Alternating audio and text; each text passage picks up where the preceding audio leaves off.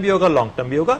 ہمیں یہ قبول کرنا پڑے گا کہ ہماری جو اپنی رسپانسز ہیں ایز اے مسلم امہ وہ ایسی نہیں ہے جہاں پر ہم ایک ہیں کہ بین المسلمین ایک قوم کے طور پہ ایگزسٹ کرتے ہیں. یہ ایسی چیز نہیں ہے. ہمارے ہاں OIC کی طرف سے, عرب لیگ کی طرف سے, کسی اور مسلمان ملک کی طرف سے ابھی تک اس قسم کا ریئیکشن نہیں آیا جو کہ آپ پاکستان کی سڑکوں پہ دیکھ رہے ہیں. اور اس کے آنے کی جب تک یہ مل کے اپنا کوئی ریئیکشن شو نہیں کریں گے تو آپ یہ پیغام نہیں دے پائیں گے لوگوں کو کہ اس قسم کی حرکت جو ہے اس سے باز رہنا چاہیے. اور دوسرے میرا خیال ہے وقت آنے والا ہے. آج فار ایگزامپل کچھ ایمبیسڈرز کو کیوں اکٹھا کر کے نہیں کہا گیا فورن آفس کے اندر بلا کے کہ یہ ایسی چیز ہے جو کہ انیکسیپٹیبل ہے؟ ہونا چاہیے تھا. یہ بھی ایک ایسی چیز ہے جو ہمیں غالباً اور تمام اسلامک کیپٹلز کے اندر یہ ہونا چاہیے. تو یہ چیزیں ایسی ہیں کچھ ایبسولوٹلی ریڈ لائنز ہونی چاہیے ہمارے نظام کے اندر. اور پتہ ہے لوگوں کو کہ رسول پاک کی شان کے اندر کسی قسم کے کوئی ویکنس کہاں پہ ہے؟ یعنی انہوں نے جیسے کہا ہے کہ ایمبیسڈرز, یورپین ایمبیسڈرز کو آپ بلاتے ہیں یا جو لوگ اس میں انوالو ہیں جن ممالک کے باشندے, ان کو بلا کے اب کلیئر کٹ ان کو ایک میسج دیتے. ون ورڈ, قیادت بے شرم اور بے غیرت ہے. اگر سلطان عبدالحمید جو سکھ مین آف یورپ عثمانی خلافت کے جو حکمران تھے اور امیر تھے, سلطان تھے, ان میں اتنی غیرت تھی کہ وہ تلوار نکال کر سامنے رکھتے اور کہتے کہ اگر تم نے حضور کی شان میں گستاخی بند نہ کی تو ترکی کمزور ہونے کے باوجود تم پر اعلان جنگ کرے گا, ہم حرمت رسول پہ جان قربان کر دیں گے. زیادہ سے زیادہ کیا ہوگا, مارے جائیں گے نا. لیکن رسول, وہی بات جو کہ ہر ملک کی جیو پالیٹکس کی ریڈ لائنز ہوتی ہیں. جس طرح امریکہ کی جیو پالیٹکس کی ریڈ لائن یہ ہے کہ اسرائیل پہ حملہ ہوا تو امریکہ جنگ میں کود جائے گا, تائیوان پہ حملہ ہوا تو امریکہ جنگ میں کود جائے گا. جب جیو پالیٹکس کی ریڈ لائن ہو سکتی ہیں تو ہماری ایمان کی, ہمارے فیتھ کی, ہماری بلیف کی ریڈ لائنز کیوں نہیں ڈیفائن کر دی گئی کہ عزت رسول اور حرمت رسول پہ کوئی بات ہوئی تو Pakistan will declare war. Simple as that. اس میں ایشو نہیں ہے کوئی. اس کو فورن پالیسی ڈکلیریشن بنا کے کیوں نہیں ڈکلیئر کر دیتے جب پتا ہے کہ ہر 2 مہینے کے بعد وہ حضور کی شان میں گستاخی کرنے کے لیے کہیں نہ کہیں سے کوئی فساد برپا کرتا ہے کوئی ابلیس. دا پوائنٹ از یہ کام طاقت کے ہوتے ہیں, سلطان کی رسپانسبلٹی ہے. بچے جو کر سکتے ہیں وہ کر رہے ہیں فیس بک پہ, وہ اپنے نئی نہیں. لیکن جیسے یہ کہہ رہے ہیں کہ آپ کو IMF سے پیسے بھی چاہیے, آپ کو امریکیوں سے پیسے بھی چاہیے. دیکھیے اس کا میں عرض کروں آپ یورپین کی امداد کے بغیر چل نہیں سکتے. ان کے نظام آپ کا ہیلتھ ایجوکیشن میں وہ پیسہ لگاتے ہیں, سوشل سیکٹر, اور آپ کا پیسہ غریب ہیں 90% غریب جو ہیں وہ جاتے ہیں. نہیں, آپ کا پیسہ بیرون ملک پڑا ہوا ہے ان ممالک کے اندر. اس میں سب سے زیادہ ڈالر, اربوں ڈالر جو آصف علی زرداری صاحب کے ہیں, اور وہ یہ نہیں کہتے کہ وہ اپنے ڈالر کو نکال کے. ایک بات کو بتائیں, ان کے نظام میں انہی کی تلواریں ایسی موجود ہیں جو ہم استعمال کر کے ان کے نظام کے خلاف استعمال کر رہے ہیں. آخر میڈیا ان کو بنایا ہوا ہے, سیٹلائٹ سسٹم ان کے بنے ہوئے ہیں, لیکن ہم بھی تو اس میں کاؤنٹر اٹیک کر رہے ہیں, اسی کو استعمال کر رہے ہیں. انٹرنیشنل لاز ہیں, قوانین ایگزسٹ کرتے ہیں. فیس بک پر آپ لٹیگیشن لکھ دے رہے ہیں, لوگوں کے اوپر مقدمات کیے جا سکتے ہیں, فیس بک پر مقدمات, یوٹیوب پہ مقدمات کیے جا سکتے ہیں, یہ افراد پر کیسز کیے جا سکتے ہیں. آخر وہ کرتے ہی ہیں نا کہ دنیا میں کسی ملک میں اگر کوئی ایسی کارروائی ہوتی ہے جو کسی ملک کے خلاف ہے تو ان کی عدالت, آج سویڈن فرانس میں مقدمات چل رہے ہیں ان لوگوں کے اوپر کہ جو 11 فرینچ انجینئرز کو قتل کرنے کے جرم میں جن پر الزام لگایا جا رہا ہے پاکستان میں کہ وہ شامل تھے اس کے اندر. تو ہر عدالت کو, ہر ملک کو اختیار ہوتا ہے کہ دنیا کے کسی کونے میں اگر اس کے مفادات پہ ضرب پڑ رہی ہے تو وہ مقدمات قائم کر سکے اس پہ.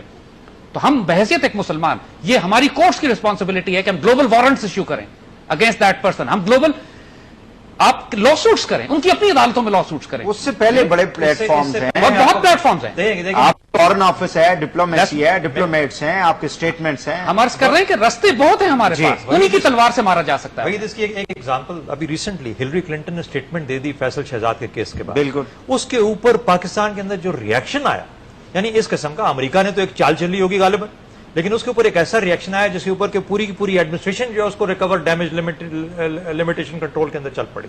انہوں نے یہ کوشش کی کہ کسی طریقے سے یہ جو نقصان ہوگا اس کی اسٹیٹمنٹ سے پاکستان یعنی پاکستان کے پاس لیوریج ختم نہیں ہوئی ڈے ٹو ڈے انٹریکشن کے اندر امریکہ کے ساتھ.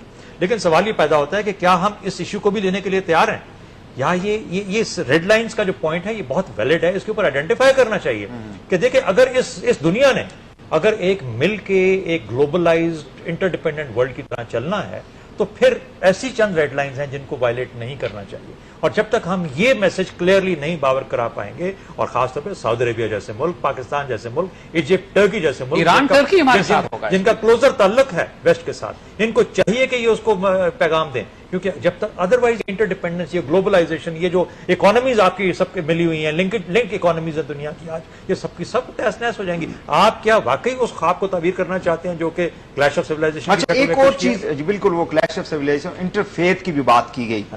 پچھلے چند سالوں میں ہم نے دیکھا ہے کہ یورپ نے اس حوالے سے کچھ کانفرنسز بھی کی, یورپ کے ممالک کے اندر سوال یہ ہے کہ اس طرح کی حرکات سے وہ انٹرفیتھ کا جو ایک سو کال جس کو میں کہوں گا نام نہاد اس کو کیسے سکسیسفل بنائیں گی یورپین ممالک یا ان کی جو قیادت ہے مسلمانوں کے اندر گڈ ول کی جو آپ بات کرتے ہیں اوباما نے بڑی کوشش کی مصر میں جا کے وہاں سے میسج دینے کی لیکن ان باتوں سے تو وہ ڈیمیج ہی ہوگا.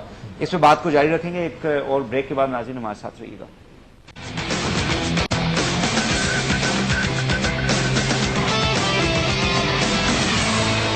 Welcome back. جی پروفیسر انٹرفیتھ کی جو بات کی جاتی ہے یعنی بین المذاہب ہم آہنگی کو فروغ دینے کی تو بڑی باتیں کرتے ہیں.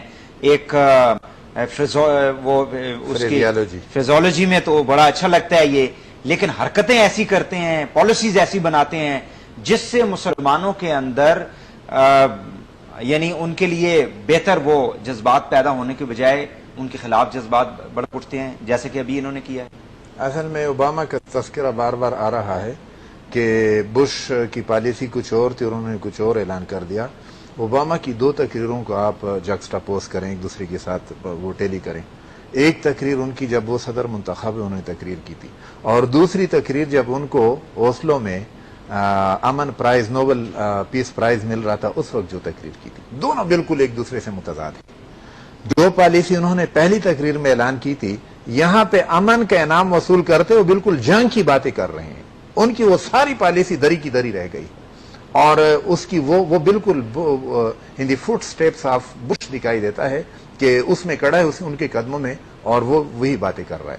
ان کے یعنی ڈبل سٹینڈرڈ کی بات کا صدر جو ہے وہ امریکہ کی باتیں کرے گا نہیں باتیں یعنی اصل میں مفادات کی باتیں کرے گا. وہی صاحب دونوں موقعوں پہ ایک ہی بات کرنی چاہیے.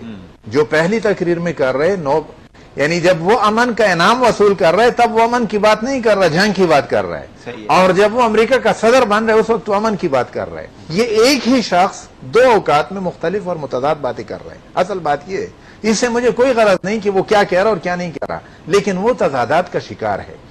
یہ بالکل یہی تضادات ہے. ڈبل سٹینڈرڈ کی بات ہوئی وہ انٹرفیتھ کی بات بھی کرتے ہیں اور یہ کام بھی کرتے ہیں اور اصل یعنی میں مسلمانوں اور باقی مذاہب کو قریب اگر آپ لانا چاہتے ہیں کہ ایک ہی جگہ رہیں ایک جگہ کام کرتے ہیں یورپ کے اندر ایون مسلمان ممالک کے اندر بھی تو ان کے درمیان ہم آہنگی بڑھے لیکن ان حرکتوں سے فیس بک یہ کارٹون آپ نے مسلمانوں کو مارنا ڈرون اٹیکس کرنا یہ ساری جو چیزیں ہیں اس سے تو مزید حالات خراب ہوں گے. بالکل حالات خراب ہوں گے لیکن وحید صاحب میں تو پھر یہ عرض کروں گا کہ اس میں انشاءاللہ العزیز ہمارے لیے خیر برآمد ہوگا.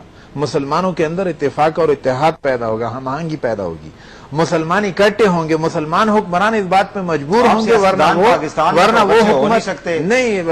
امت مسلمہ کو اکٹھا کرنے کی بات کرتے ہیں. آج ہم یہ نہیں فیصلہ کر سکے کہ وار اینڈ ٹیرر جو ہے یہ ہماری ہے یا امریکہ کی ہے. بالکل یہ کچھ حملے جو ہیں وہ اس کے بارے میں کوئی اسٹیٹمنٹ دیں کہ یہ کیا ہے یہ درست ہیں نہیں درست ہیں. وہی صاحب خودکش حملوں کے بارے میں بھی اسٹیٹمنٹ آ چکا ہے. امریکہ کے ساتھ تعلقات کے بارے میں بھی واضح دو ٹوک موقف ہمارا آ چکا ہے.